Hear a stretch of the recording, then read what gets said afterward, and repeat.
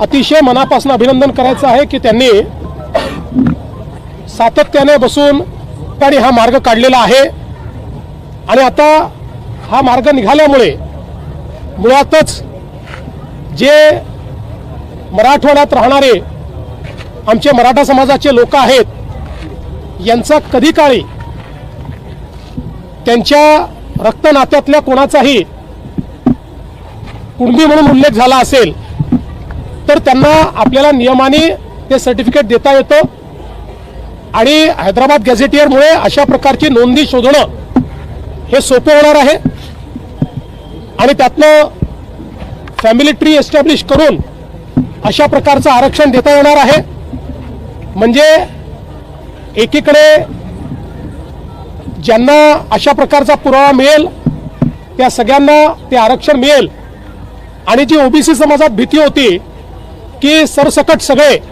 अशा प्रकारचं आरक्षण घेतील आणि ज्यांच्याकडे पुरावा नाही ते आरक्षण घेतील आणि इतरही समाजाचे त्याच्यामध्ये घुसण्याचा प्रयत्न करतील, तर तशा प्रकारे आता या ठिकाणी होणार नाही। ज्यांचा खरा क्लेम आहे पण कागदपत्रांच्या अभावी त्यांना तो क्लेम मिळत नव्हता अशा मराठा समाजाच्या लोकांना आता याचा फायदा मिळणार आहे। त्यामुळे मला असं वाटतं की एक मराठा समाजाकरता अतिशय चांगला निर्णय आणि विशेषतः हा सगळा प्रश्न सर्वाधिक मराठवाड्यामध्ये होता कारण मराठवाड्यात रेकॉर्ड्स नाही आहेत आणि म्हणून मराठवाड्याकरता हा प्रश्न अत्यंत महत्त्वाचा होता आणि मराठवाड्यातनं इतरही भागांमध्ये राहायला गेलेले जे लोक आहेत त्यांच्याकरता महत्त्वाचा होता। मला असं वाटतं की त्याच्यावर एक संवैधानिक तोडगा आम्ही काढू शकलो आहोत, एक असा तोडगा काढू शकलो आहोत की जो कोर्टातही टिकेल आणि त्यातनं लोकांना फायदा होईल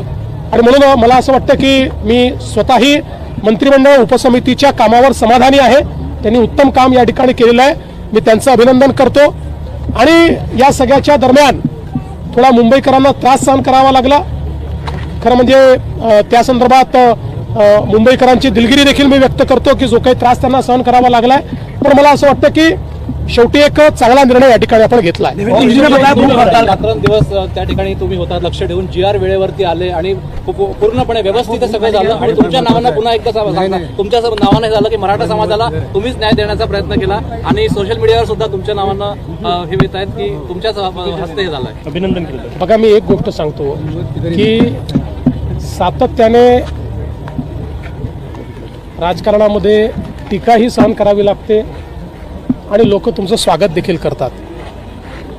जेव्हा टीका झाली त्याही वेळेस मी विचार